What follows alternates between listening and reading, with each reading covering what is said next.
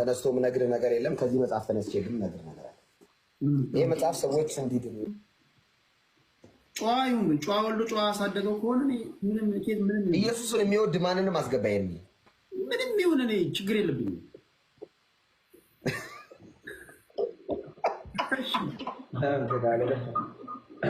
አንዴ ግን እዛው እያላችሁ መጣሁ እዚህ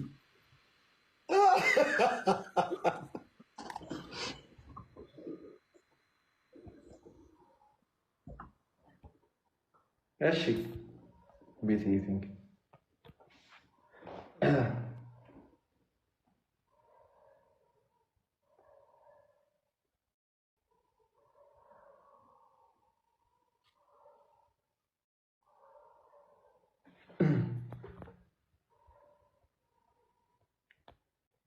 አንዴ ሶክ ጠይቄ ነው አስገባ ያላችሁኝ ነው። እሺ ሁላችንም በየተራ እንግዲህ ቴዲ ያናገረናል ማለት ነው። ስለዚህ እንዳል ሶሪ የሆነ ድምፅ አለ ዳር ፈለገ ሰላም ደህና ነህ? እግዚአብሔር ይመስገን። እንዴት አለ? ከረጅም ጊዜ በኋላ እንደዚህ በቪዲዮ ስንታይ ምናልባት ብሎክ ስላደረከኝ ይሆናል።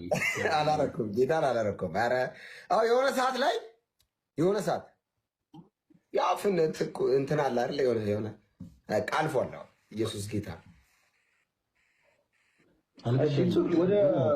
ኢትስ ኦኬ ፈለገ ቆይ አሁን ኢየሱስ ጌታ ነው የሚለው ላይ ነው።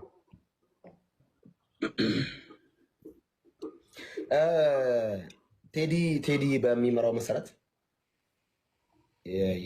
ስለ ኢየሱስ ልናወራ ነው እና እኔ ደስ ነው የሚለኝ። አሁንም የተገናኘሁት ከኤርሚ ጋርም ከረዥም ጊዜ በኋላ በፈለገም ጋር እንደዛ የተገናኘሁት ኢየሱስ ርዕስ ስለሆነ ነው እንጂ ኢየሱስ ርዕስ ባይሆን አልገናኝ ደስ አይለኝም። እኔ እውነቴን ነው የምለው። የምር ኢየሱስ ካልሆነ ምንም ነገር ላይ መቆየት አልፈልግም። ኢየሱስ ባለበት በዛ ደስ ነው እና ይህ መጽሐፍ ስለ ኢየሱስ የሚያወራውን ምንም ነገር ለመቀበል ዝግጁ ነው እና ቴዲ ጥያቄ አንስቷል። እስቲ ንገሩኝ እና ወደ እናንተ ወሰዱኝ ስላለ እኔ ወደ ማንም ልወስዱ አይደለም፣ እኔ ወደ ኢየሱስ ልወስደን የመጣሁት የእናንተን አላውቅም እና ደስ ብሎኛል በድጋሚ ስለተገናኘ። ከታላላቆቼ ስለሆኑ ኤርሚን በእድሜ በልጠዋል። ፈለገ ትበልጠኛለህ በእድሜ አትዋሽ።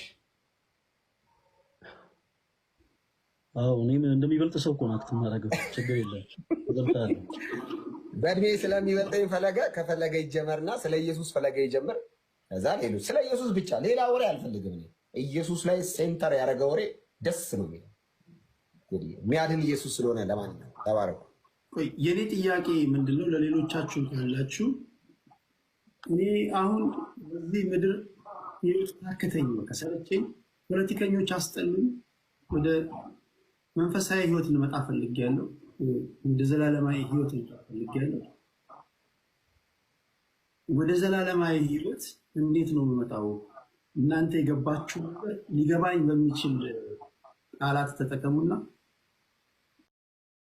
ኢየሱስን የሚያጥፋፋ ኢየሱስን የሚገፋ ከሆነ እሱ ስሙ ሃይማኖት አይደለም፣ ሌላ ስም ሊሰጠው ይገባል እንጂ ጌታ የተጠቀመውን ሃይማኖት የሚለው ስም ሐዋርያት የተጠቀሙትን ሃይማኖት የሚለውን ስም ተጠቅሞ ሃይማኖት እንደዚህ ነው ከተባለ ይሄ አደገኛ ነው። ስለዚህ ምንድን ነው ስለ ሃይማኖት ልጽፍላችሁ እንድትጋደሉ እየመከርኳችሁ ጽፍላችሁ ዘንድ ምን ሆነብኝ ይላል። እንዲሁ ውዴታ አይደለም ግድ ሆነብኝ ይላል። ስለዚህ ግድ ሆኖበታል ይሁዳ መንፈስ ቅዱስ ነው ይሄ ነገር። ሃይማኖት ማለት ምን ማለት ነው ሲባል ደግሞ አንድ ጊዜ ለሐዋርያት የተሰጠች እምነት አለች። አንድ ጊዜ ለሰዎች ሁሉ እንዲድኑበት የተሰጠ እምነት፣ በዛ እምነት ማመን ሃይማኖት ይባላል። ሌላ ትርጉም የለውም። ሃይማኖት ማለት ይሄ ነው ወይ? ስለዚህ በክርስቶስ ማመን በራሱ ሃይማኖት ነው። በክርስቶስ ግን በምድር ነው የምታምነው፣ በትምህርቱ ነው የምታምነው እንጂ መርጬ አንድ ጥቅስ አምኜ ሌላዋን አክፋፋለሁ ካል ታዲስ ምን ፍቅር ነው ወይ? ክርስቶስን እንዴት እናምናለን? ለምሳሌ ክርስቶስ በምድር ላይ ሳለ በማርቆስ 16:16 ላይ ያመነ የተጠመቀም ይድናል ይላል። እንግሊዝኛው ኤንድ ነው የሚለው። ምን የምትለው ቃል ኤንድ ነው የምታመለክተው። ያመነና የተጠመቀ ይድናል እየተባለ ያው አምኜ ከዛ በኋላ ጥምቀት ግን የምፈጽመው ለምልክት ነው ለማረጋገጫ ነው ካለ ዲስ መናፍቅ ብሮ መናፍቅ ብለን መጥራት እንችላለን። እሱ ለምን ያመነ እና የተጠመቀ ይላል ቃል። ስለዚህ እምነት ብቻ ሲባል ሰምተናል ቀደም። ከየት መጣ? የለም ባይብል ሙሉ ባይብል ቢታሰስ እምነት ብቻ የሚል ቃል አንድ ቦታ እናገኛለን። እሱም ሰው በእምነት ብቻ ሳይሆን በስራ እንዲጸድቅ ታያላችሁ የሚለው ያዕቆብ መልእክት ላይ ነው እምነት ብቻ የሚለውን ቃል የምናገኘው እንጂ የለም። ይሄ እምነት ብቻ የሚለው ቃል የመጣው መጽሐፍ ቅዱስ ተጽፎ ሐዋርያት ሰብኮ ከብዙ ሺህ ዓመት በኋላ ከካቶሊክ ቤተክርስቲያን በወጣ ማርቲን ሉተር በሚባል ሰውዬ ያ ፌዝ አለው እምነት ብቻ ብሎ የመሰረቱ ከአምስቱ ሶላዎች አንዱ ነው። መጽሐፍ ቅዱስ ላይ ግን የለም። ወይም ቅዱስ ጳውሎስ ስለ ጥምቀት ሮሜ 6:3 ላይ ጥምቀት ከክርስቶስ ኢየሱስ ጋር አንድ የምንሆንበት ነው፣ ከሞቱ ጋር ደግሞ አንድ የምንሆንበት ነው ብሎ አስተምሮ ኢየሱስን ማመን ነው የሚያድነው። አይ ጥምቀት አያድንም፣ ከኢየሱስ ጋር አንድ አትሆንም ካል መናፍቅ ኢየሱስን አምናለሁ ይላል፣ ግን ኢየሱስን አያምንም ማለት ነው። ኢየሱስን የምናምነው እኛ በተግባር ነው፣ ከተናገረው ከትምህርት አንጻር ነው የምናምነው። አንደኛ ጴጥሮስ ምዕራፍ 3 ቁጥር 21 ላይ ይህም ውሃ ማለትም ጥምቀት ብሎ የኖህ ውሃን ጠርቶ ማለት ነው። በኖህ ጊዜ ዓለምን ሁሉ ያ ውሃ ጠፋና ንጹሑን ደግሞ የኖህን ቤተሰብ ለማን አቀረበ? ለእግዚአብሔር አቀረበ። የእሱ ምሳሌ ሆኖ አሁን ያድናል እያለ አይ ጥምቀት አያድንም፣ ግን ኢየሱስ ነው የሚያድነው። ኧረ በኢየሱስ ከየት መጣ ያስተምረው? ይሄም ምን ይባላል? ኢየሱስን አለማመን ይባላል። የሐዋርያት ሥራ ምዕራፍ 2 ከቁጥር 38 ላይ ንስሐ ግቡ ኃጢአታችሁ የሚሰረይ ዘንድ እያንዳንዳችሁ በኢየሱስ ክርስቶስም ተጠመቁ ይላል። ጥምቀት ለኃጢአት ስርየት አይሆንም የሚል ሰው ከመጣ እንግዲያውስ ዌልካም። ስራ ያድናል ብዬ አልሰብኩም፣ እሱ ኢየሱስ ያድናል ብዬ ሰብኳለሁ። የትኛው ኢየሱስ? ጥምቀት ለኃጢአት ስርየት ይሆናል ብሎ በሐዋርያት በኩል የነገረኝ ያ ኢየሱስ ያድናል ብዬ ኢየሱስን ሊሰበክ ይገባዋል። ይህ ሰው ነው። የማርቆስ ወንጌል ምዕራፍ 14 ከቁጥር 22 እስከ 23 ስጋውን ይሄ ቂጣውን ቆርሶ ስጋዬ ነው ብሎ ደሙን ደግሞ ቀርቶ ደሜ ነው ብሎ አይ የኢየሱስ ክርስቶስ ስጋ እና ደም እንደዚሁ ነው እንጂ ስጋና ደሙ አይደለም ብሎ የሚያምን ሰው በምልጃ አመን በስራ ያድናል። በኢየሱስም አልለውም። ጌታ ኢየሱስን ተቀበል አንተና ቤተሰቦች ትድናላችሁ ብዬ እሰብከዋለሁ። መሰበክ አለበት ኢየሱስን። ይሄ ሰው ኢየሱስን ስለማያውቀው ኢየሱስ ባይዘው ስም ሳይሆን ኢየሱስ ማለት ድርጊት ወይም እንዴት ሆነ ሲባል ኢየሱስ ክርስቶስ ኢየሱስ የተባለው ራሱ ምን ተብሎ ነው? መልአኩ መጥቶ ህዝቡን ከኃጢአት ያድናቸዋልና ማን ትለዋለህ? ኢየሱስ ትለዋለህ። ኢየሱስ ማለት አዳኝ ስለሆነ ኢየሱስ አዳኝ ስለሆነ ነው ኢየሱስ የተባለው። ክርስቲያንም ክርስቲያን የሚባለው ክርስቶስ ያለውን ቃል ሐዋርያት የተናገሩትን ቃል በሞላ ሲቀበል ነው እንጂ ለሆነ ነገር የሚመቸውን ነገር እየመረጠ ሲወስድ እሱን ክርስቲያን ሳይሆን እኛ መናፍቅ እንለዋለን። ራሱን ግን ኦብቪየስሊ አሪዮስም ክርስቲያን ነኝ እያለ ነው ራሱን የሚጠራ ክርስቲያን እያለ ራሱን ይጠራል። በዮሐንስ ወንጌል ምዕራፍ 6 ከቁጥር 56 ላይ ስጋዬን የሚበላ ደሜንም የሚጠጣ የዘላለም ሕይወት አለው ብሎ አይ ስጋና ደሙ እኮ አያድንም፣ ኢየሱስ ነው የሚያድነው እንጂ ስጋ መብላት ሕይወትን እንዴት ስጋ መብላት ደምን መጠጣት እንዴት የዘላለም ሕይወት ያሰጣል? አያሰጥም እሱ ካለኝ ይህንንም ምን እለዋለሁ? ጌታ ኢየሱስ ክርስቶስን ተቀበል አንተና ቤተሰቦችህ ትድናላችሁ ብዬ ወንጌልን እመሰክርለታለሁ። ስለዚህ ለእነዚህ ሰዎች ሲጀመር ወንጌል ነው የሚያስፈልጋቸው፣ ኢየሱስ ነው የሚያስፈልጋቸው እንጂ ስራ አይደለም። ስራ ማለት ምን እንደሆነ አሁን አሳያለሁ። ስራ ማለት ምን እንደሆነ ወይ አንድ ጥቅስ ልናገር። ሁለቱም ከጠቀሱት ጥቅሶች የኤፌሶን 2 ላይ ልጀምርና ልጨርስ። የመጨረሻ ሐሳብ ነው እንዳይራዘም። ኤፌሶን 2:8 እንግዲህ ቆርጦ ነው የሚነበበው ይሄ ጥቅስ። ብዙ ጊዜ ጸጋው በእምነት አድኗቸዋል። አሜን እላለሁ። እንደ ክርስቲያን ጸጋው በምን አድኖኛል? በእምነት አድኗቸዋል። ይህም የእግዚአብሔር ስጦታ ነው እንጂ ከእናንተ አይደለም። የእግዚአብሔር ስጦታ ነው እንጂ በእምነት ያዳናል፣ ከኛ አይደለም። ኦብቪየስሊ ማንም እንዳይመካ ከስራ አይደለም። ማንም እንዳይመካ ከስራ አይደለም፣ ከስራ አይደለም። እሺ የቱ ነው ግን ከስራ ያለው ነው? እኛ ፍጥረት ሆነንና እንመላለስበት ዘንድ እግዚአብሔር አስቀድሞ ያዘጋጀውን መልካሙን ስራ ለማድረግ በክርስቶስ ኢየሱስ ተፈጠረ። ሰው ለመፈጠር፣ ሰው ከእግዚአብሔር ለመወለድ፣ ሰው ልጅ ለመሆን አንዳችም ስራ አይሰራም። እንዲሁ ምን ያደርጋል? ክርስቶስን አምኖ በምን በኩል? ቅድም እንዳልነው ሮሜ 6 ውስጥ አንድ ለመሆን ምን ያደርጋል? ኢየሱስን ማመን ማለት ምን ማለት ነው? ይጠመቃል። በሚስጥራት በኩል ጌታ ኢየሱስ ክርስቶስን ይቀበላል። ለምን? እኛ ጌታን ስንቀበል እንዲሁ አይደለም፣ ምን ተቀብለናል በቃ እንደዛ አይደለም። እንደ ክርስቲያን እንደ ሐዋርያት እንጂ የሆነ ሰዓት እንደመጡ ሰዎች አይደለም። አሁን ችግሩ ምንድነው? ወንጌልን እንደ ሐዋርያት መረዳት አለ እና እንደሆኑ ግሩፖች መረዳት አለ። ስለዚህ ወንጌልን እንደሆኑ ግሩፖች ሳይሆን እንደ ሐዋርያት እኛ እንረዳለን። ስለዚህ ለመፈጠር አንድ ሰው መስራት አይጠበቅበትም። ሁለተኛው የያዕቆብ መልእክት ላይ አንድ የዳነ ሰው ግን በክርስቶስ ኢየሱስ የተፈጠረ ሰው እምነት ብቻ ነው የሚያድነው ስራ አያድንም ካለኝ ምን እለዋለሁ መሰለህ? ምን እለዋለሁ? አንተ ከንቱ ሰው እለዋለሁ። አንተ ከንቱ ሰው። ያዕቆብ መልእክት ምዕራፍ 2 ቁጥር 20 እምነት ከስራ ተለይቶ የሞተ መሆኑን ልታውቅ ትወዳለህን? አባታችን አብርሃም ልጁ ይስሐቅን በመሰዊያው ላይ ባቀረበ ጊዜ በስራ የጸደቀ አልነበረምን? እምነት ከስራው ጋር አብሮ ያደርግ እንደነበረ በስራም እምነት እንደተፈጸመ ትመለከታለህን? መጽሐፍ አብርሃም እግዚአብሔርን አመነ ጽድቅም ሆኖ ተቆጠረለት ያለው ተፈጸመ፣ የእግዚአብሔርም ወዳጅ ተባለ። ሰው በእምነት ብቻ ሳይሆን በስራ እንዲጸድቅ ታያላችሁ እላለሁ። ማንን? የዳነን ሰው። አሁን ለምሳሌ ወንድማችንን መጥቶ እንዴት ልዳን ቢለኝ አይ ሰው በእምነት ብቻ ሳይሆን በስራ እንዲጸድቅ ታያለህ አልለውም። እንዳልክ በፍጹም ልለው አልችልም። ለምን? ጌታ ኢየሱስ ክርስቶስን ተቀበል አንተና ቤተሰቦች ትድናላችሁ እላለሁ። ለምን? መላ ትምህርቱን መቀበል ስላለበት። ጌታ ኢየሱስን መቀበል ማለት ትምህርቱን መቀበል ስላለበት። ስለዚህ ድህነት ማለት የሚጀመር ሳይሆን የሚፈጸም ነው። ትይዳይ ማላቀውን አላቅም የምታውቀውን ደግሞ አውቃለሁ እንድትል ስለምፈልግ ማለት ነው። ከሁሉም የተሻለ ግዕዝ ቋንቋን አውቃለሁ ስትል ስለሰማሁህ እግዚአብሔር በመጀመሪያ ሰማይና ምድርን ፈጠረ የሚለውን የዘፍጥረት መጽሐፍ ምዕራፍ 1 ከቁጥር 1 ላይ ያለውን ቃል በግዕዝ ቋንቋ በደል ግዕዝን በጣም ማለት ነው። ሁላችንም ማለት በግዕዝ ፈለገየ እኔ ስለ ኢየሱስ ታወራለህ ስላለ ግዕዝ ላይ ነው።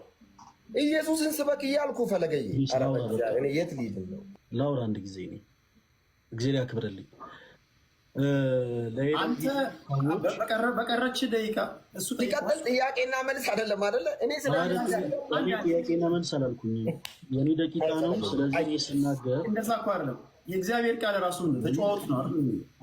ስለዚህ እሷን ያልገባውን ነገር ክርስቶስ አሁን ለምሳሌ ባለው ደቂቃ ላይ ይህን ስትል ስለሰማሁኝ ይህን መልስልኝ ቢል ክፋት የለውም። አንተም ደግሞ ባለች ደቂቃ ላይ እሱ ሲያስረዳ ያልገባህ ነገር ካለ ትጠይቀዋለህ በደስታ።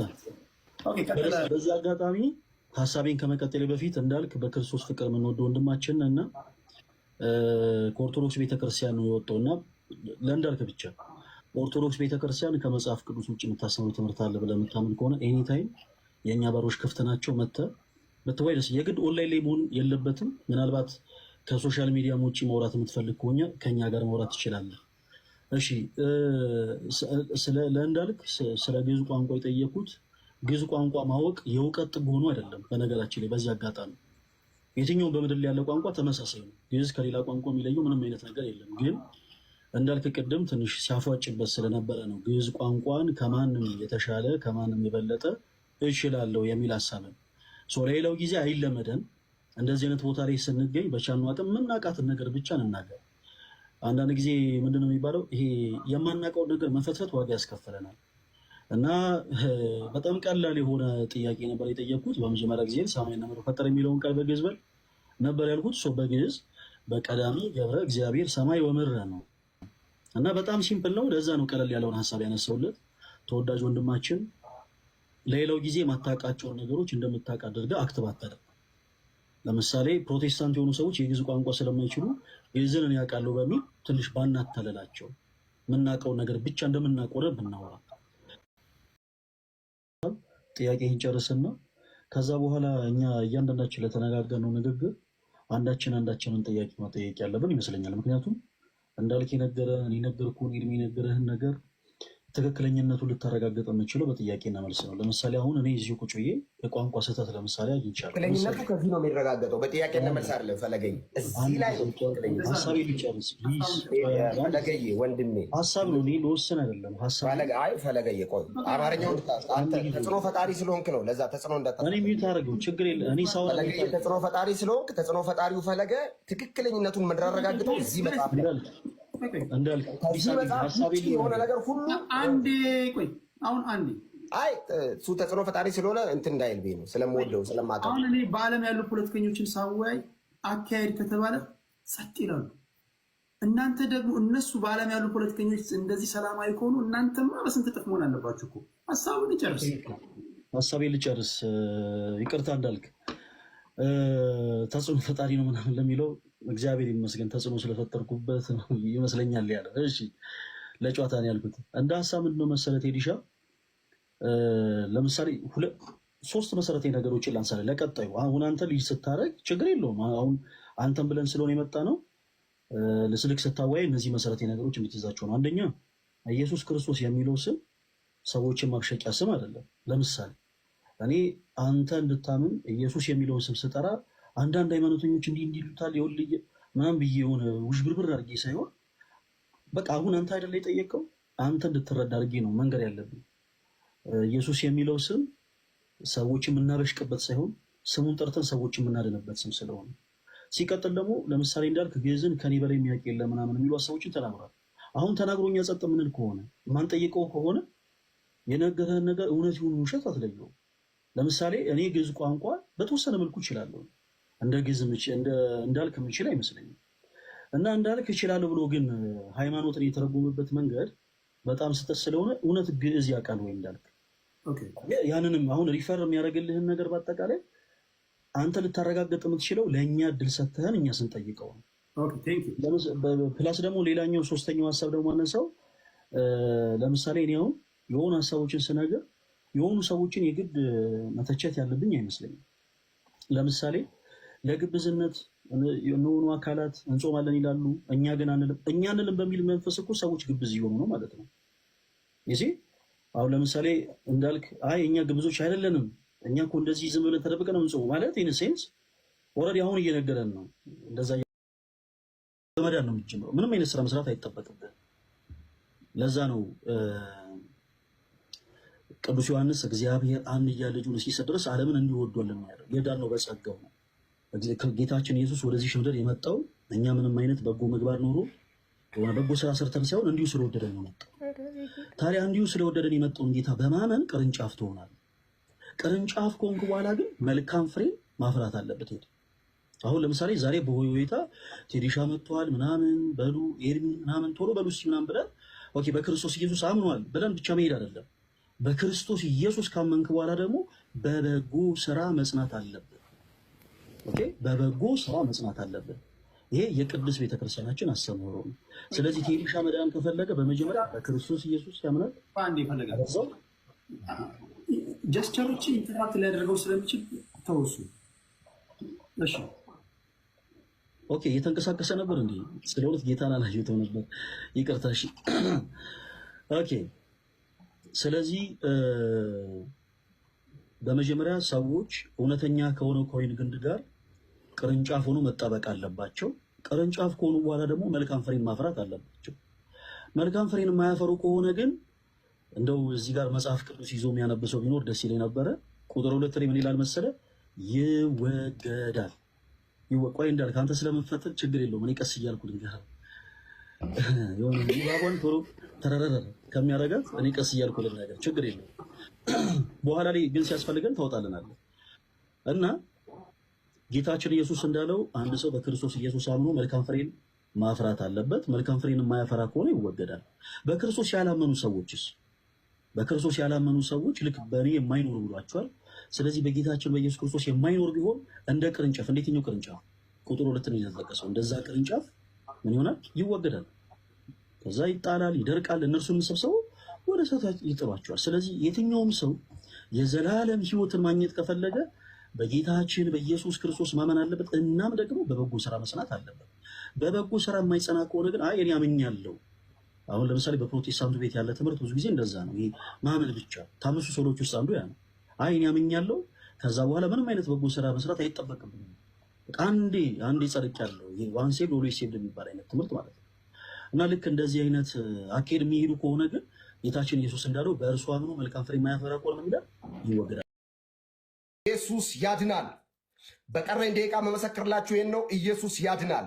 ከዚህ ውጪ መዳን፣ ከዚህ ውጪ ረፍት የለም። እኔ አላልኩም። ኢየሱስ ስለ ኃጢአታችሁ ሞቷል። ቅድም ተናግሬያለሁ። እግዚአብሔር ባህር ለመክፈል ልጁን አላከም። እግዚአብሔር ጠላት ለመግደል ልጁን አላከም። እግዚአብሔር የአንበሳን አፍ ለመግደል ልጁን አላከም። እግዚአብሔር የሆነ ነገር ለማድረግ ልጁን አላከም። ነገር ግን ከኃጢአት ለማላቀቅ፣ ነገር ግን ለማዳን እግዚአብሔር የገዛ ክንዱን፣ የተዘረጋ ክንዱን ሰዎች ባልጠበቁበት መንገድ፣ በዚያ መንገድ ኢየሱስ ወልድ ስጋ ለብሶ በመካከላችን ተገኝቷል። ይህ የተገለጠው ኢየሱስ ከኃጢአት፣ ከርኩሰት፣ ከእርግማን፣ ከበደል፣ ከተለያዩ ቆሻሻ ማንነቶች ያነጻል። መዳን ትፈልጋላችሁ? አንድ መንገድ አለ። መንጻት ትፈልጋላችሁ? አንድ መንገድ አለ። ማምለጥ ትፈልጋላችሁ? አንድ መንገድ አለ። መታረቅ ትፈልጋላችሁ? አንድ መንገድ አለ። ወደ አብ መግባት ትፈልጋላችሁ? አንድ መንገድ አለ። መጽሐፍ ቅዱስ ጥቅሱ ጠፋብኝ። የሆነ ቦታ ላይ እነ ጳውሎስ እያስተማሩ ጳውሎስ ጸሎት ከማስረዘማቸው የተነሳ ሕፃኑ ልጅ ከጉልላት ላይ ወድቆ ሞተ እና በሰዓቱ ጳውሎስ ስላሉ ነው እንጂ ልጁ ሌላ ሰባኪዎች ቢሆኑ ኖሮ አይነሳም ነበር ከሞት ነው። በተለይ እንደዚህ እድሎችን በምናገኝ ሰዓት አጠቃቀም ላይ የሚያዩ ሰዎች እንትን እንዳይሉ ቱ ዘ ፖይንት። ዋናው ሀሳባችሁ ምንድን ነው? አሁን ለምሳሌ እስከ አንድ ደቂቃ ከሆነ የምታወሩ ከአንዷን ደቂቃ ኤፌክቲቭሊ የመጠቀም ነገር አድማጭ ተመልካች እንዳይል ማለት ነው። እሺ ኤርሚ ወደ አንተ ልምጣ ወንድሜ። እሺ ያው ነገር ኢየሱስ ያድናል። ኢየሱስ ያድናል። ኢየሱስ ክርስቶስ ሁልጊዜም ያድናል። ኢየሱስ ክርስቶስ አንደኛና ብቸኛ አዳኝ ነው። ስራ ማስታወቂያው ምንድን ነው? የስራ ማስታወቂያው? የስራ መደቡ መጠሪያ ምስክርነት። ምንድነው መስፈርቱ? ሸክምን ይዞ መምጣት። ሸክም ይንከባለላል። በኢየሱስ ታምናላችሁ በልባችሁ፣ ከዛ በአንደበታችሁ ትመሰክራላችሁ። ይሄ የሰማይ ፕሮግራም ነው። እንዳልካቸው ዘነበ ከመሬት ተነስቶ ያወራው አይደለም። ይሄ የጴንጤዎች ስብከት ነው። ይሄ የዳኑ ሰዎች ስብከት ነው። ይሄ የክርስቲያኖች ስብከት ነው። ሸክም ያለባችሁ ሁላችሁ፣ የደከማችሁ፣ የወደቃችሁ ወደ ክፍት የሥራ ማስታወቂያው ምንድን ነው? ኤፌሶ ምዕራፍ 2 ከቁጥር 8 ጀምሮ አንብብ። ጸጋው በምን? በቁርባን? ጸጋው በስግደት? ኖ። ጸጋው በመዝሙር? ጸጋው በጾም? ኔቨር። ጸጋው በሆነ ነገር በመውጣት በመውረድ? ጸጋው በምንድን ነው ያዳናችሁ? ጸጋው በእምነት አድኗችኋልና ይህም የእግዚአብሔር ስጦታ ነው እንጂ ከእናንተ አይደለም። የዳንከው በጣም ቆንጆ ስለሆንክ አይደለም። የእግዚአብሔር ክርስቶስን እኛ በትምህርት ነው የምታገኘው። ክርስቶስ ከዛ በኋላ ክርስቶስን ደግሞ የምትኖረው ስራ ያጸድቃል ወይ? በራሱ ስራ ሊያጸድቅ አይችልም። በራሱ በክርስቶስ ውስጥ ያጸድቃል። አሁን ይቺን ነው ብቻ የምትለው። አየህ፣ እምነት ብቻ ሲባል አይሰራ ስንል ስራ ብቻ ተብሎ ይሄ ስትሮማን ፋላሲ የሚባል ነገር አለ። እኛ ያላለውን ነገር እንዳለው ተደርጎ ይሆናል። በክርስቶስ ላይ አንድ ሰው ግንድ ከሆነ በኋላ ከዛ ፍሬ ማፍራት አለበት። ፍሬ ካላፈራ ይቆረጣል። ያ ግን ከክርስቶስ ነው መልካሙ ነገር ሁሉ የሚመነጨው። ያንን ተቀብሎ ግን መልካም ስራ የማያሳይ ከሆነ ይቆረጣል። መቼ ተቆረጠ የምንለው ሲሞት ነው። ባይዘው በአንዴ ልክ አንድ ሰው ሲዘሙት እንደዚህ ይቆረጣል የሚልም ትምህርት የለም። መጽሐፍን በምሳሌ ያስረዳል። አንድ የወይን ጠባቂ አለ። ቁረጠው ይለዋል መጥቶ፣ የወይኑ ባለቤት ማለት ነው። ፍሬ አላፈራም፣ አላየሁባትም፣ ቁረጣት ሲል 1 ዓመት ጠብቀኝ ልኮትኩታት ልንከባከባትና ፍሬ ታፈራ ይሆናል ይለዋል። እሺ የሚቀጥለው ዓመት እመጣለሁ፣ ግን እስከዛ ፍሬ ካላፈራች ምን ታረጋታለህ? ትቆርጣታለህ ይለዋል። እግዚአብሔር ይታገሰናል ሁልጊዜ። በክርስቶስ ግንድነት ላይ የምንጣበቀው አምነን በምስጢራት በኩል በጥምቀት እንጨመራለን። ልክ ከተጨመረን በኋላ መልካም ስራ እንሰራለን። ያ መልካም ስራ ከየት መጣ? ከእግዚአብሔር የመጣ መልካም ስራ። ማን ኃይል ይሆነናል? ጌታ ኢየሱስ ክርስቶስ ኃይል ይሆነናል፣ ጉልበት ይሆነናል። ጸጋው ያግዘናል፣ ይረዳናል። ጸጋው በራሱ ግን ዝም ብሎ እንደዚህ እየሄደ ፍሬ አያፈራም። መጠንቀቅ ያለብን። ስለዚህ ጸጋው ኃይል ነው። ጸጋው የሚያሰራ ነው። ጸጋው መልካም የሚያደርግ ነው። ያንን መልካምነት ተቀብለን ምን እናደርጋለን? እናሳያለን፣ እንሰራለን። ያ ስራ ደግሞ ያጸድቃል። የመርገም ጨርቅ የሚሆነው ያ በክርስቶስ ሳይሆን በሕግ ስራ እንጸድቃለን ካል እርሱ የመርገም ጨርቅ ነው። የያዕቆብ መልእክት ምዕራፍ 2 ከቁጥር 24 ላይ ግን ምንድነው የሚለው? ሰው በእምነት ብቻ ሳይሆን በስራ እንዲጸድቅ ታያላችሁ። ይህ የሚያጸድቀው ስራ ነው፣ በክርስቶስ ኢየሱስ የሆነው ስራ። በክርስቶስ ኢየሱስ ያልሆነው ስራ ግን አያጸድቅም።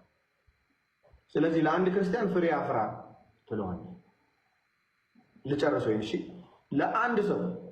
ለአንድ ሰው ላላመነ ሰው ወይም ኢየሱስ ክርስቶስን ለማያውቅ ሰው ጌታ ኢየሱስ ክርስቶስን ተቀበል ትድናለህ። ጌታ ኢየሱስ ክርስቶስን ለተሰበከ ሰው ደግሞ በሚስጥራት ማለፍ አለበት። ተጠመቅ ትለዋል። ልክ ሐዋርያት እንዳደረጉት። ግን የምትጠመቀው ዝም ብለህ ለመሰካሪነት ነው? ከየት እናመጣዋለን? ሐዋርያት ያልተናገሩት ከየት ይመጣል? ይሄ ዲኖሚኔሽን ነው። የሆነ ሰዓት የሆኑ ሰዎች የፈለሰፉት የአይምሮ ውጤት ለምስክር ነው የሚል አንድም የመጽሐፍ ቅዱስ ጥቅስ የለም። ቻሌንጅ ያደርጋለሁ። ከሁለት ጀምሮ ላንብበው። በቆሮንቶስ ላለች ለእግዚአብሔር ቤተክርስቲያን በኢየሱስ ክርስቶስ ለተቀደሱት የእነርሱና የእኛ ጌታ የሆነውን የጌታችንን የኢየሱስ ክርስቶስን ስም በየስፍራው ከሚጠሩት ሁሉ ጋር ቅዱሳን ለመሆን ለተጠሩት ከእግዚአብሔር ከአባታችን ከጌታም ከኢየሱስ ክርስቶስ ጸጋና ሰላም ለእናንተ ይሁን። ያምናሉ እነዚህ ሰዎች። አሁን ወንጌልን እንደሆኑ ሰዎች ካልሰበክን ኦኬ፣ ወንጌልን አይደለም፣ ወንጌልን እንደ ሐዋርያት እንሰብካለን። ስለዚህ ኢየሱስ ክርስቶስ ያድናል። ኢየሱስ ክርስቶስ ያድናል። የትኛው ኢየሱስ? የተሰቀለው ከድንግል ማርያም የተወለደው። የትኛው ኢየሱስ? በነቢያት አፍ የተሰበከው። የትኛው ኢየሱስ? ያመነ የተጠመቀ ይድናል ያለው። የትኛው ኢየሱስ? ቂጣ ቆርሶ ይህ ሥጋዬ ነው ወይን ቀርቶ ይህ ደሜ ነው ብሎ የሰጣቸው ኢየሱስ። የትኛው ኢየሱስ? ሥጋዬን የሚበላ ደሜን የሚጠጣ የዘላለም ሕይወት አለው ብሎ የተናገረው ኢየሱስ። የትኛው ኢየሱስ? ጥምቀት ከክርስቶስ ኢየሱስ ጋር አንድ የምንሆንበት ከሞቱ ጋር አንድ የምንሆንበት መሆኑን በቅዱስ ጳውሎስ በኩል በሮሜ 6:3 ላይ የነገረን ኢየሱስ። እርሱ ኢየሱስ የቤተ ክርስቲያን ራስ የሆነው ኢየሱስ በኤፌሶን 1 ላይ እንደሚናገረው የቤተ ክርስቲያን ራስ የሆነው በአንደኛ ቆሮንቶስ ምዕራፍ 12 ላይ እንደሚገኘው ደግሞ ቅዱሳን ሁሉ የክርስቶስ አካል የሆኑለት ክርስቶስ ደግሞ ራስ የሆኑለት፣ ስለ አንዱ ውርደት ሌሎቹ የሚዋረዱ፣ ስለ አንዱ ከፍ ማለት ደግሞ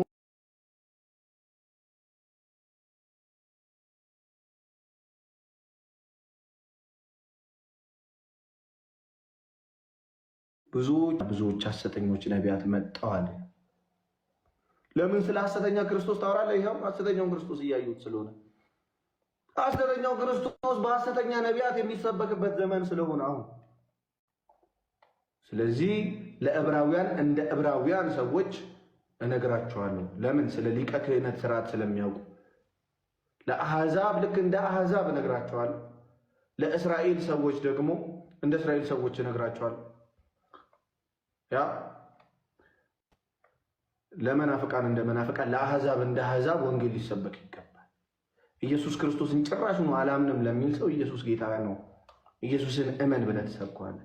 ኢየሱስን አምናለሁ ብሎ ግን ትምህርቱ ሲነሳ ጸጉሩን የሚያዛጋው የኢየሱስ ክርስቶስን ትምህርት ላለመቀበል ዳገት የሚቆፍር ሰው ሳይ የኢየሱስ ክርስቶስ በስራው በኩል ኢየሱስ ክርስቶስን በተግባር ስትኖሩ ትድናለህ፣ ያለበለዚያ አትድንም ብዬ እነግረዋለሁ። ልክ ዶክተር በሽታን ሰምቶ መድኃኒት እንደሚያዝልህ ማለት ነው ወይ? ስለዚህ ቤተክርስቲያን ኢየሱስን እንዴት ትሰብኳለች የሚለውን ልናገርና ለዝጋ። ቤተክርስቲያን ኢየሱስን እንደ ሐዋርያት ትሰብከዋለች። ቤተክርስቲያን ኢየሱስን ተቀበል ስትል ወይም ደግሞ አንድን ሰው ዳነ ለማለት 5 መሰረታዊ ትምህርቶችን ታስተምራለች ቤተክርስቲያን። ምን ይባላሉ? ሚስጥረ ሥላሴ፣ ሚስጥረ ሥጋዌ፣ ሚስጥረ ጥምቀት፣ ሚስጥረ ቁርባን፣ ሚስጥረ ትንሣኤ ሙታን ብላ 5 መሰረታዊ ትምህርቶች አሉ። በመጀመሪያ ጌታ ኢየሱስ ክርስቶስ ያስተማረውን ወይም ደግሞ የገለጠውን ሥላሴ የሚለውን ጽንሰ ሐሳብ ሳያምን አንድ ሰው ኢየሱስ ጌታ ነው ቢለኝ ወንድሜና ጌታን ተቀበል ብዬ ሰብከዋለሁ። አየህ አሉ ባይዘው ቴዲ ኦንሊ ጂሰስ የሚባሉ ኢየሱስ ጌታ ነው የሚሉ። ኤርሚ ጌታን ተቀበል ይባላል እንዴ በእናንተ? አዎ ይባላል። አይ ጥያቄ ነው። እሺ ሥላሴን ጣዖት የሚሉ ማለት ነው። ስላሴ ብለው የሚያምኑት ክርስቲያኖች ጣዖት ነው የሚሉ ክርስቲያን ነን የሚሉ ግን ኢየሱስ ክርስቶስ ሞቶልኛል፣ ተነስቶልኛል፣ ኢየሱስ ክርስቶስ አምላክ ነው ብለው የሚያምኑ አሉ። ክርስቲያን ነን የሚሉ አየህ፣ ክርስቲያን ነን የሚሉ ቅዱስ ጳውሎስ ጥምቀት ለኃጢአት፣ ቅዱስ ጴጥሮስ ጥምቀት ለኃጢአት ስርየት ነው ብሎ የተናገረውን በሐዋርያት ሥራ ላይ አይ ጥምቀት የኃጢአት ስርየት አያሰጥም የሚሉ በጣም የሚደንቁ ፍጥረቶች አሉ። ባይዘው ኢየሱስን ተቀበል እለዋለሁ። ኢየሱስ ክርስቶስ በሥጋ መምጣቱን የሚክዱ ሰዎች አሉ። ከድንግል ማርያም ሥጋ አልነሳም ብሎ የሚያስተምሩ ማለት ነው። በጣም የሚገራርሙ ፍጥረቶች እና ኢየሱስን ተቀበል ብዬ እመክረዋለሁ። እሱ በዚህ መንገድ ወይ ቁርባንን ጌታ ኢየሱስ ክርስቶስ ይህ ሥጋዬ ነው ይህ ደሜ ነው ብሎ የሰጠውን ነገር አይ ሥጋው አይደለም ደሞ አይደለም እንደዚሁ ዝም ብለን ነው የምንበላው የሚለው እሱና ጌታ ኢየሱስን ተቀበል፣ ወደ ጌታ ኢየሱስ እቅፍና ወደ ቤተ ክርስቲያን ተጨመር፣ ዳን ብለን እንመሰክራለን። ሌላው ትንሣኤ ሙታን ላይ በጣም የሚገራርሙ ትምህርቶች ኢየሱስ ክርስቶስ ይመጣና የሆነ ዓመት ምድር ላይ ይገዛንና ያስተዳድርና የሚሉ አሉ። ባይዘው አሉ። ከዛ አስተዳድሮ ምድር ላይ ማለት ነው። ከዛ ድጋሚ ሊመላለስ ማለት እንደዚህም ያስተምረዋል። ይህንም ጌታን ተቀበል ብዬ እመክረዋለሁ። ፕሪች መደረግ አለበት። ጌታ ኢየሱስን ሊሰበኩ ይገባል። እነዚህን 5 ሚስጥራት ከተቀበለ በኋላ ይመሰክራል። ሰው ክርስቲያን ሊሆን ሲል ምን ብሎ ይመሰክራል? ሁሉን የፈጠረ አንድ አምላክ በሚሆን በእግዚአብሔር አብ እናምናለን። ሰማይና ምድርን የፈጠረ የሚታየውንና የማይታየውን ዓለም ሳይፈጠር ከእርሱ ጋር በነበረ አንድ የአብ ልጅ በሚሆን በአንድ ጌታ በኢየሱስ ክርስቶስ እናምናለን። ከብርሃን የተገኘ ብርሃን፣ ከእውነተኛ አምላክ የተገኘ እውነተኛ አምላክ፣ የተወለደ እንጂ ያልተፈጠረ፣ በባህሪው ከአብ ጋር የሚስተካከል፣ ሁሉ በእርሱ የሆነ፣ በሰማይም ካለው በምድርም ካለው ያለ እርሱ ምንም ምን የሆነ የለም። ስለ እኛ ስለ ሰዎች እኛን ለማዳን ከሰማይ ወረደ። በመንፈስ ቅዱስ ግብር ከቅድስት ድንግል ማርያም ፍጹም ሰው ሆነ። ደግሞም ስለ እኛ ተሰቀለ። በጴንጤናዊ በጲላጦስ ዘመን እርሱ መከራን ተቀበለ፣ ሞተ፣ ተቀበረ። በሦስተኛውም ቀን ከሙታን ተለይቶ ተነሳ። በቅዱሳት መጻሕፍት እንደተጻፈ በክብር በምስጋና ወደ ሰማይ አረገ፣ በአባቱም ቀኝ ተቀመጠ። ዳግመኛም በሕያዋንና በሙታን ላይ ለመፍረድ በምስጋና ይመጣል፣ ለመንግሥቱም ፍጻሜ የለውም። በመንፈስ ቅዱስ እናምናለን። እርሱም ጌታ ሕይወትን የሚሰጥ ከአብ የሰረጸ ከአብ ከወልድ ጋር በአንድነት እንሰግድለታለን፣ እናመሰግነዋለን። እርሱም በነቢያት አድሮ የተናገረ ነው። ከሁሉም በላይ በምትሆን ሐዋርያት በሰሯት በአንዲት ክብርት ቤተክርስቲያን እናምናለን። ኃጢአት በሚሰረይባት በአንዲት ጥምቀት እናምናለን። የሙታንንም መነሳት ተስፋ እናደርጋለን፣ የሚመጣውንም ሕይወት ለዘለዓለሙ። ይህንን ሲያምን አንድ ሰው ዳነ ይባላል። በግዕዝ ልበልልህ፣ ጸሎተ ሃይማኖት በግዕዝ ልበልልህ። አንድ ቃውን ይጨርስ እናልክ እባክህ። እንደው ቅድሙም በጣም ሰው እኮ በነገራችን ስነ ስርዓት ሁሉ ይገመግማል እኮ። ምክንያቱም ክርስትናቸው እንዴት ነው ህይወታችሁ እኮ ታውቃላችሁ። ይሄ እውነት ነው። ስሜታዊነት ለክርስትና ጸር ነው እና ስሜታዊ ነው። ለጆሮ የሚቆረቁር ነገር ብንሰማ ችለን እንስማ። ከዛ በኋላ ምን እናገረው ነገር አለ እናገራለን። በቁም ነገር ስሜታዊነት ለክርስትና ጸር ነው። እሺ እንደው ቅድም የሆነ አካል ከልክሎን አልነበረም? አክቹዋሊ እኛ ሲያወራ እሱ ሁለተኛ ሌላው ካላደመጥከው እንዴት ነው የምታስረዳው? አንተ ብቻ የገባህን ብቻ ይዘህ ነው የምትሄደው ማለት ነው። ባላንጣው ከአንተ በተቃራኒ ያለን ወገን ምንድን ነው የሚናገረው? ለካስከፈ ካላደመጥከው ጆሮ ሰተህ ታዲያ ምንድን ነው ታዲያ? የቱ ጋር ነው ልታስተምር? የቱ ጋር ነው ይሄ ነው ስህተት ይሄ ነው ትክክል የምትለው? ታዲያ እንዴት ነው እነሱ? በቃ ቴዲ ፖለቲካ አትስሩ፣ ቀጥል። በክርስቶስ ኢየሱስ ወደ ማመን ሲመጣ በክርስቶስ ኢየሱስ ካመነም በኋላ መልካም ስራን እንዲሰራ ቅዱስ ቤተክርስቲያናችን ታስባለች። ያ ብቻ አይደለም። በነገራችን ሌላ አንድ የመጨረሻ ነገር ደግሞ ልንገርህ። አንዳንድ ጊዜ ሰዎች በፍቅር ሰው ጠልቶ አይደለም። ለምሳሌ ፕሮቴስታንት ወንድምቶቻችን እኛን ይጠሉናል የሚል እምነት የለኝም። የሚጠላል ፕሮቴስታንት ካለ ሂዝናት ፕሮቴስታንት ባጭሩ ኢየሱስንም አያውቀውም ማለት ነው፣ የሚጠራውን ባንደበቱ እና እኛን ኦርቶዶክሳውያንን በጣም በፍቅር የሚወዱን አንዳንድ ፕሮቴስታንት ወንድሞቻችን ኢየሱስን ተቀበሉት፣ ኢየሱስን ተቀበሉት፣ ኢየሱስን ተቀብለዋል ይለናል። እና ቅድስት ቤተክርስቲያናችን በክርስቶስ ኢየሱስ የሚያምን ሰው በክርስቶስ ኢየሱስ አምኖ ክርስቶስን እንደተቀበለ ሁሉ ቅዱሳንንም ጭምር እንዲቀበል ያስተምራል መጽሐፍ ቅዱሳችን። ይህን ታውቃለህ ቴዲሻ? ቅዱሳንን ጭምር እንድትቀበል ያደርጋል እናንተ ቤተክርስቲያን አረ መጽሐፍ ቅዱስ ቅዱሳንን ጭምር እንድትቀበል ያስብራል። በምን እንትን ነው?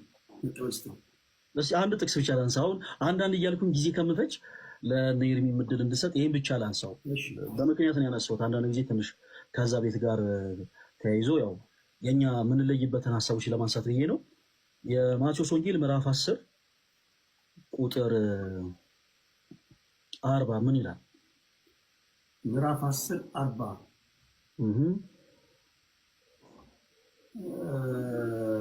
ኦኬ።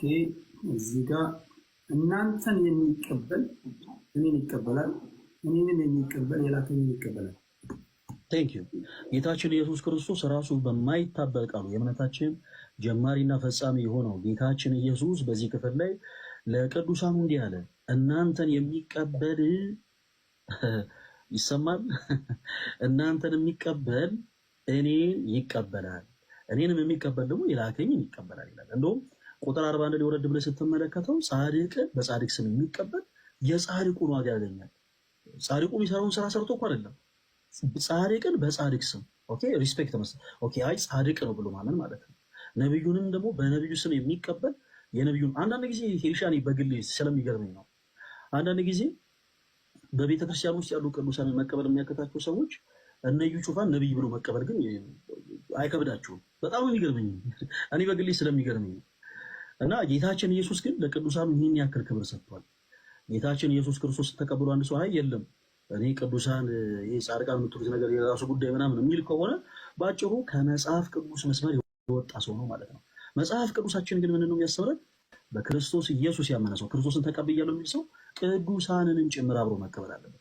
ጻድቅን በጻድቅ ስም ያመነ የጻድቁን ዋጋ ያገኛል። ነብዩንም በነቢይ ስም ያመነ የነብዩን ስም ያገኛል። እንደውም በእነሱ ስም የተራበ ማብላት የተጠማ ማጠጣት በራሱ የዘላለም ሕይወትን ያሰጣል ብላ ቅዱስ ቤተክርስቲያናችን ታስተምራለች። ይህን ያክል አስፈላጊ አይደለም ሀሳቡ፣ ግን ይሄን ብቻ ብዬው ልለፍ።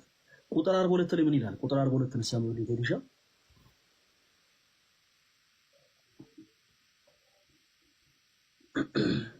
42 ማንም ከነዚህ ከታናናሾቹ ለአንዱ ቀዝቃዛ ጽዋ ውሃ ብቻ በደቀ መዝሙር ስም የሚያጠጣ እውነት እላቸዋለሁ ዋጋው አይጠፋበትም። ኦኬ፣ በማን ስም የሚያጠጣ ነው የሚለው እዚህ ላይ? በማን ስም? በደቀ መዝሙር ስም። ቴንክ ዩ። በእነዚህ አይነት በጎ ስራ የሚጸኑ ሰዎች ምን አይነት የማይጠፋ ዋጋ ነው ጌታችን ኢየሱስ የሚሰጣቸው? ቅድም አንብበነዋል። በጣም በሚደንቅ ቃል ቁጥር 42 ላይ ጌታችን ኢየሱስ ስለ ቅዱሳኑ ቅዱሳን ይሄን ያክል ክብር አላቸው በክርስቶስ አንደበት ተነግሮላቸዋል። እና ምን ይለናል እዚህ ክፍል ላይ? ጌታችን ኢየሱስ ማንም ከነዚህ ከታናናሾቹ ለአንዱ እንኳን በደቀ መዛሙርቴ ስም ቀዝቃዛ ውሃን የሚያጠጣ በእነሱ ስም ማለት ነው፣ ቀዝቃዛ ውሃን እንኳን የሚያጠጣ እውነት እላችኋለሁ ዋጋው ምን አይልበትም አይጠፋበትም ይላል። እና በእንዲህ ያለ በጎ ስራ ደግሞ የሚጸኑ ዋጋቸው ምንድነው ስንል ቅድም አንብበነዋል። ቴዲሻል አለማልፋት ያክል በበጎ ስራ በመጽናት ኦኬ። ቅዱስ ጳውሎስ በሮሜ መልእክቱ ምዕራፍ 2 ቁጥር 7 ላይ በበጎ ስራ በመጽናት ምስጋናን፣ ክብርን፣ የማይጠፋ ሕይወትን ለሚፈልጉ እርሱ ጌታችን ኢየሱስ ክርስቶስ የዘላለም ሕይወትን ይሰጣቸዋል ይላል። ስለዚህ ሰዎች በክርስቶስ ኢየሱስ ካመኑ በኋላ በበጎ ስራ መጽናት አለባቸው። የማይጸኑ ከሆነ ግን ይሄ ፍጹም አጋንንት የሆነ ትምህርት ነው፣ ከክርስቶስ የሆነ ትምህርት አይደለም። በክርስቶስ ኢየሱስ አምኛለሁ፣ አንዴ ጸድቄያለሁ፣ ከዚህ በኋላ እኔ ኃጢአት የለም ምንም ነገር ቢሆን ችግር የለውም የሚሉ ሰዎች ኢየሱስ አምኛለሁ፣ አንዴ ጸድቄ ስራ በመጽናት ምስጋናን፣ ክብርን፣ የማይጠፋ ሕይወትን ለሚፈልጉ እርሱ ጌታችን ኢየሱስ ክርስቶስ የዘላለም ሕይወትን ይሰጣቸዋል ይላል። ስለዚህ ሰዎች በክርስቶስ ኢየሱስ ካመኑ በኋላ በበጎ ስራ መጽናት አለባቸው። የማይጸኑ ከሆነ ግን ይሄ ፍጹም አጋንንት የሆነ ትምህርት ነው፣ ከክርስቶስ የሆነ ትምህርት አይደለም። በክርስቶስ ኢየሱስ አምኛለሁ፣ አንዴ ጸድቄያለሁ፣ ከዚህ በኋላ እኔ ኃጢአት የለም ምንም ነገር ቢሆን ችግር የለውም የሚሉ ሰዎች ስውት ነው። የተለያዩ ማስረጃዎችን ማውጣት እንችላለን። በዚህ ዙሪያ የሚያምኑ ሰዎች አሉ። ለምሳሌ ኃጢአት ብትሰሩ እንኳን እግዚአብሔር አይቆጣችሁ የሚሉ ምሁር የሚባሉ መምህራን የሚባሉ ሰዎች አሉ። እና እንዲህ አይነቱ ትምህርት ፍጹም ከመጽሐፍ ቅዱስ እውነት የራቀ ነው። ስለዚህ ቴዲሻ መዳን የሚፈልግ ከሆነ በመጀመሪያ በክርስቶስ ኢየሱስ ማመን አለበት። በክርስቶስ ኢየሱስ ካመነ በኋላ ደግሞ በበጎ ስራ መጽናት አለበት። አመሰግናለሁ። እግዚአብሔር ያክብርልኝ። እግዚአብሔር ያክብርልኝ። ትንሽ ኃጢአት ብትሰሩ እንኳን እግዚአብሔር አይቆጣችሁ የሚሉ ምሁር የሚባሉ መምህራን የሚባሉ ሰዎች አሉ እና እንዲህ አይነቱ ትምህርት ፍጹም ከመጽሐፍ ቅዱስ እውነት የራቀ ነው። ስለዚህ ቴዲሻ መዳን የሚፈልግ ከሆነ በመጀመሪያ በክርስቶስ ኢየሱስ ማመን አለበት። በክርስቶስ ኢየሱስ ካመነ በኋላ ደግሞ በበጎ ስራ መጽናት አለበት። አመሰግናለሁ። ጊዜ ያክብርልኝ። እግዚአብሔር ያክብርልኝ። ትንሽ በአንድ ደቂቃ ሰመራይዝ ለማድረግ ያህል የሰማሁት አንተ የተናገርከው ትክክል አለመሆኑን በአንድ ደቂቃ ሰመራይዝ ላድርገውና ትነግረኛለህ ማስተካከል ያለብኝ። አንተ ያለበትን በአንተ አስተምህሮ መሰረት በአንተ ዶግማ ዶክትሪን የሰው ልጅ መጀመሪያ ኢየሱስ ክርስቶስን መቀበል አለበት። ከተቀበለ በኋላ ደግሞ ስራ ይጠብቀዋል። ስራ መስራት አለበት። ዝም ብሎ ተቀብያለሁ ምናምን ብሎ መሄድ የለበትም። ከዛ ባሻገር ደግሞ መላእክቶችን ጻድቆችን ሁሉ የሚቀበል ኢየሱስ ክርስቶስን እንደተቀበለ ነው የሚቆጠረው። አይ አላልኩም እንደዛ እንደተቀበለ ስል ለምሳሌ በእኔ ስም የሚመጡትን ሁሉ የሚቀበል አይ ምናልባት ሚስ አንደርስታንዲንግ እንደይፈጠረ እንደዚህ አይነት አገላለጽ አይደለም የገለጽኩት። ምንድን ያልኩት ክርስቶስን ተቀብያለሁ የሚል ሰው በአጠቃላይ ቅዱሳንን መቃወም አይችልም። ካገኘ ለምሳሌ ኢየሱስን ተቀብያለሁ ግን ቅዱሳንን እቃወማለሁ የሚሉ ሰዎች አሉ። በክርስቶስ ያመነ ሰው ክርስቶስ ያጸደቃቸውን ቅዱሳን ጻድቃንና ነቢያት እንደ ቅድስናቸው፣ እንደ ጻድቅነታቸው፣ እንደ ነብይነታቸው ሊቀበል ይገባል እንጂ እንደ ክርስቶስ ሊቀበል ይገባል የሚል የቤተክርስቲያን ትምህርት ይገባል። እንደ ክርስቶስ ሰው እንደ ጻድቃንነታቸው በቃ ቁጥር 41 እንደግም አንብበው እንዴት መቀበል እንዳለበት ይናገራል። 10:41 እንዲተቀበሉ ይላል። ከ40 ጀምረ እስከ 41 አንብበው። ነብይን በነብይ ስም የሚቀበል የነብይን ዋጋ ይወስዳል። ጻድቅንን በጻድቅ ስም የሚቀበል የጻድቅን ዋጋ ይወስዳል። ማንም ከነዚህ ከታናናሾቹ ለአንዱ ቀዝቃዛ ጽዋ ብቻ በደቀ መዝሙር ስም የሚያጠጣ እውነት እላችኋለሁ ዋጋው አይጠፋበትም ይላል። ቴንኪው። ስለዚህ ጻድቅን በጻድቅ ስም የሚቀበል የጻድቁን ዋጋ ያገኛል። ነብዩንም በነብዩ ስም የሚቀበል የነብዩን ዋጋ ያገኛል። እነዚህም ጻድቅ ነብይ ብሎ የጠራቸውን የጌታ ኢየሱስ ክርስቶስ ቅዱሳንን በአጠቃላይ መቀበል መጽሐፍ ቅዱስ ላይ የተቀመጠ ክርስቲያናዊ ግዴታችን ነው። ለምን ጌታችን ኢየሱስ ክርስቶስ ምን ብሎናል?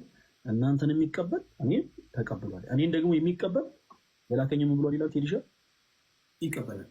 ኦኬ አሁን መቀበል ስትል አሁን ለነዚህ ለጻድቃኖች ዝማሬ፣ ስግደት፣ ጸሎት ማድረስ አለብኝ እሱ ይጠበቅብኛል ወይስ የእግዚአብሔር መልእክተኛ መሆናቸው ሜሴንጀር መሆናቸውን ብቻ ነው የሚቀበለው? እሱን ሀሳብ በሁለተኛ ዙር ምናልባት ብናየው አሪፍ ነው። ከምን አንጻር መሰለህ? ምናልባት እኔ ሰፊ ሀሳብ ሳነሳ ሌሎች ወንድሞችም ያንንም ሀሳብ ከመመለስ አንጻር ትንሽ ነገር እንዳይዛዛ በመጀመሪያ ቴዲሻ ለመዳን ምን ማድረግ አለበት የሚለው ሀሳብ ስለ ስዕላት፣ ስለ ስግደት፣ ስለ ሁሉ ነገር እናነሳለን። ቴዲሻ ይሄ ዛሬ እንትን የሚል አይደለም። እዚህ ውስጥ 2800 ሰዎች አላችሁ። በትንሹ ብዙ ሰዎች ይመጣሉ ብዬ አስባለሁ። ስለዚህ ከዚህ በኋላ ያመኑትን ነው እነዚህ ወንድሞች እየነገሩኝ ያሉት። ከዛ አንተ ቴዲ በዓለም ነው ያለው የጠፋው በግ ሆነሃል። እኛም ከአንተ የተለየ ህይወት አለን፣ ግን ወደ ዘላለማዊ ህይወት ሊወስድ የሚችለው መንገድ ይሄ ነው እያሉ በገባቸውና በደረሱበት ልክ እያስረዱኝ ነው። እኔን ሲያስረዱ ማለት እናንተም እዚህ ጋር እንደኔ ጥያቄ ያለባችሁ የተረዳችሁ እንደሆነ ተስፋ አድርጋለሁና በዛው ድሮ ሄደው ወንድም እንዳልኩ ወደ አንተ ልምጣ እስኪ